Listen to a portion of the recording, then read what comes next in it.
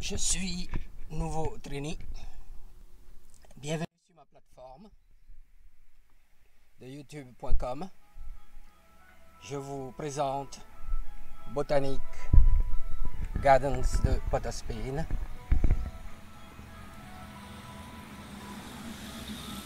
C'est l'un des jardins les plus vieux du monde, et particulièrement de cette partie du monde. Il a été créé en 1818 sur une portion de la plantation de la famille Péchier. Il couvre environ 25 hectares et s'encastre entre le Lady Chancellor Road à l'ouest et au nord, la Fantasy Road et St. Anne's Main Road à l'est et le Queen's Park Savannah au sud. Pendant ces années impériales, il fut un membre important du célèbre réseau impérial du Royal Botanic Gardens de Kew, situé en Angleterre. Ce furent des années de collection et d'identification de plantes locales ou indigènes, de recherche, de développement économique et commercial de l'île. Il a servi de précurseur ou d'embryon à la mise en place du département d'agriculture en 1908, de l'Imperial College of Tropical Agriculture, dont est issu en 1922 Cocoa Research Unit, la variété de coco très bien connue en Afrique, particulièrement en Côte d'Ivoire et au Ghana. Et plus tard, la mise en place du ministère de l'Agriculture en 1950 et par la suite est devenue l'une des pépinières de la faculté de l'agriculture de l'Université de West Indies et du National Herbarium. Quels sont les types d'arbres qu'on peut y trouver et combien? Grosso modo, on trouve deux catégories d'arbres.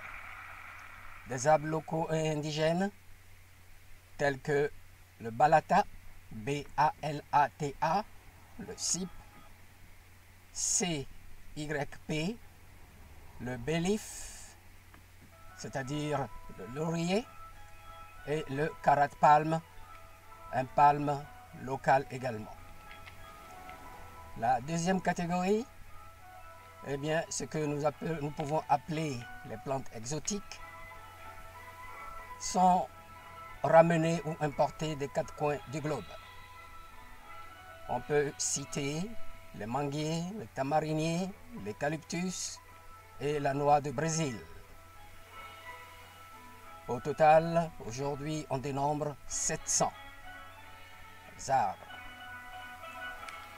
À tout cela, bien entendu, il faut y ajouter la maison des orchidées. On dénombre 700 espèces locales. La serre des anthuriums et des espaces aménagés de plantes aromatiques. La plupart des allées sont très ombragées, idéales pour se promener ou courir, et une faune, une petite faune, constituée d'écureuils, de papillons, d'insectes et d'oiseaux de toutes sortes. Des abris pour pique-niquer et aussi des bancs bien confortables. Au sud-est de cet ensemble a été construit le bandstand, c'est-à-dire un kiosque circulaire pour les orchestres, en 1899. Quelque chose de bien particulier, c'est le cimetière des personnages illustres et gouverneurs, à peu près au centre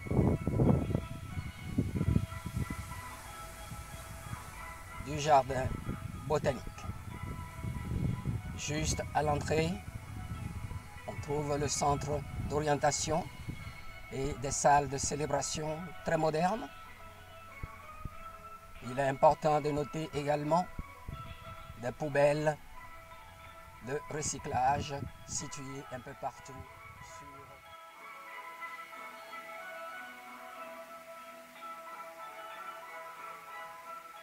le jardin. Il est ouvert tous les jours de 6h à 18h, sauf pendant ce temps de confinement qui a débuté depuis le 15 mars 2020. En image, vous admirez par vous-même les atouts qu'offre Royal Botanic Gardens de Potospey. Bon visionnage et abonnez-vous à ma plateforme.